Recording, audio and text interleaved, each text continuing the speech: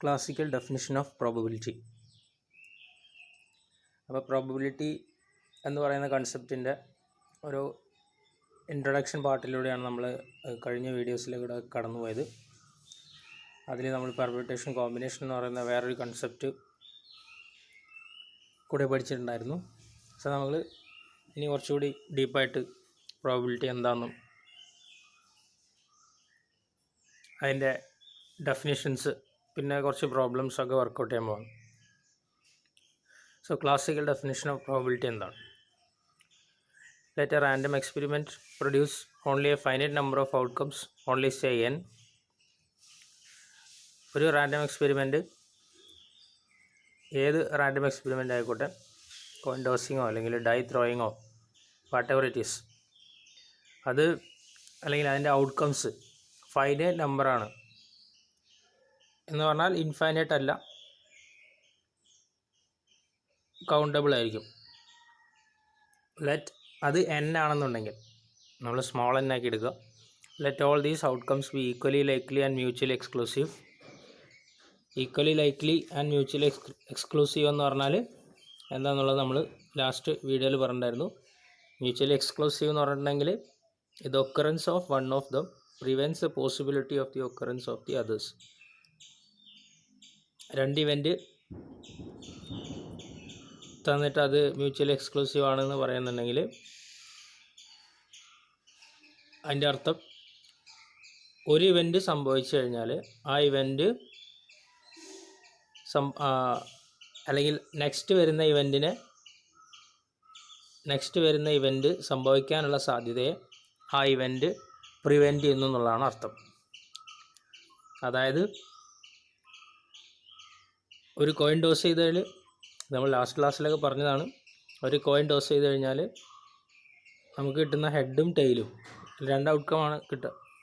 അപ്പോൾ ഹെഡ് കിട്ടുന്നതും ടെയിൽ കിട്ടുന്നതും വേണമെങ്കിൽ നമുക്ക് മ്യൂച്വലി എക്സ്ക്ലൂസീവ് ആണെന്ന് പറയാം. കാരണം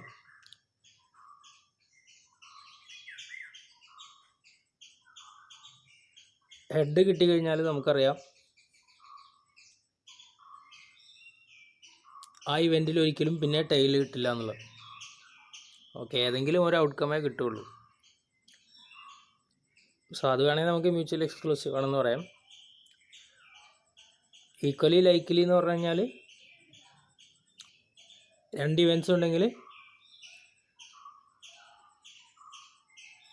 if they are said to be equally likely if any one of them cannot be expected to occur in preference to the other.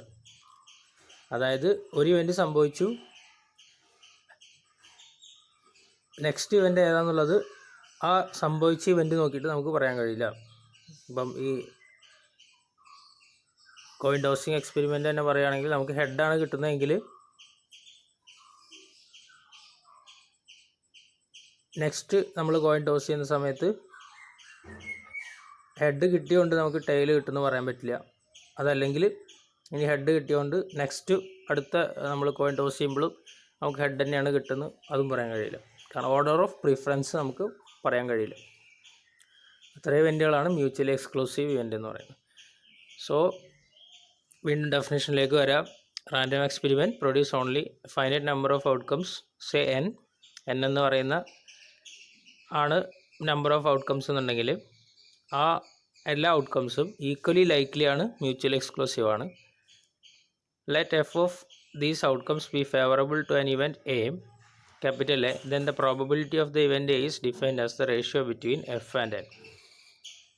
ഇനി എഫ് എന്ന് പറയുന്നത്, സ്മോൾ എഫ് എന്ന് പറയുന്നത്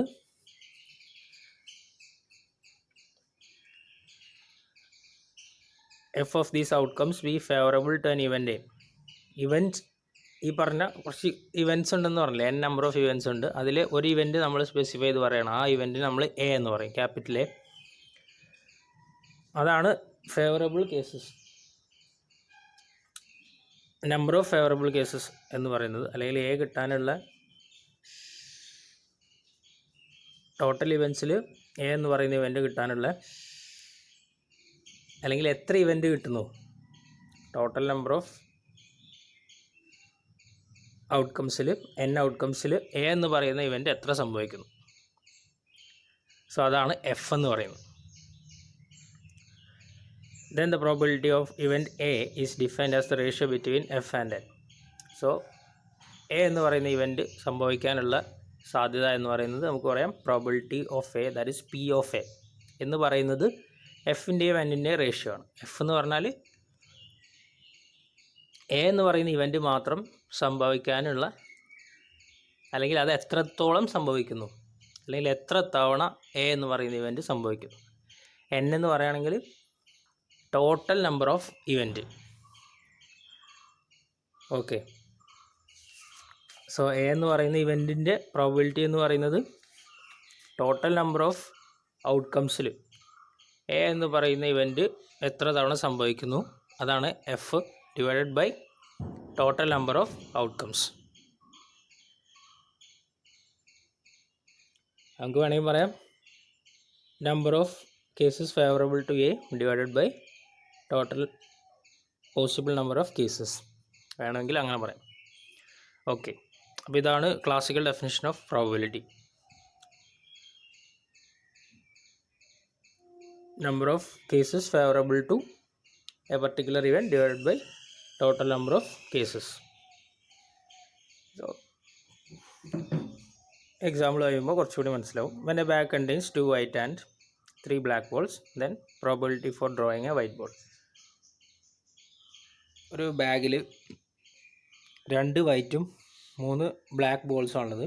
അങ്ങനെയാണെങ്കിൽ ആ ബാഗിൽ നിന്നും വൈറ്റ് ബോൾ കിട്ടാനുള്ള, ബാഗിൽ നിന്ന് കുറച്ച് ബോൾസ് എടുക്കണം. അങ്ങനെയാണെങ്കിൽ അതിൽ നിന്ന് വൈറ്റ് മാത്രം കിട്ടാനുള്ള പ്രോബിലിറ്റി എത്രയാണെന്നാണ് ചോദിച്ചിരിക്കുന്നത്.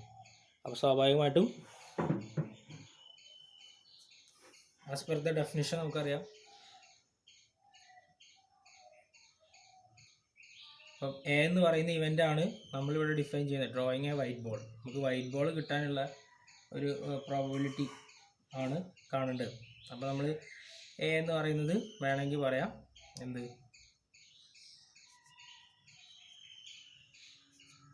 ഗെറ്റിംഗ് എ വൈറ്റ് ബോൾ എന്ന് വേണമെങ്കിൽ പറയാം. അങ്ങനെയാണെങ്കിൽ നമുക്കറിയാം പി ഓഫ് എ എന്ന് പറഞ്ഞാൽ പ്രോബിലിറ്റി ഓഫ് എ എന്ന് പറയുന്ന ഇവൻ്റ് സംഭവിക്കാനുള്ള പ്രോബിലിറ്റി എന്ന് പറയുന്നത് എന്താണ്, as per the definition f by n ആണ്. എഫ് എന്ന് പറഞ്ഞാൽ നേരത്തെ പറയാം number of cases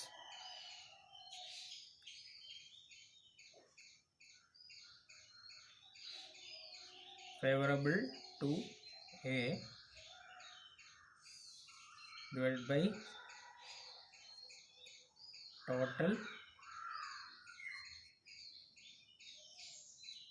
possible number of cases. Okay, അതായത് നമ്മൾ എഫ് ബൈ എൻ. അപ്പോൾ ഇവിടെ നോക്കുകയാണെങ്കിൽ എ എന്ന് പറയുന്നത് നമുക്ക് ഇവൻറ്റ് വൈറ്റ് ബോൾ കിട്ടാനുള്ള ഇവൻ്റാണ്, അല്ലെങ്കിൽ എത്ര തവണ നമുക്ക് വൈറ്റ് ബോൾ കിട്ടും. അപ്പോൾ അവിടെ നോക്കിയാൽ 2 വൈറ്റും 3 ബ്ലാക്ക് ബോളാണ്. അപ്പോൾ മൊത്തം 5 ബോളുണ്ട്, അതിൽ 2 വൈറ്റും 3 ബ്ലാക്ക് ബോളും.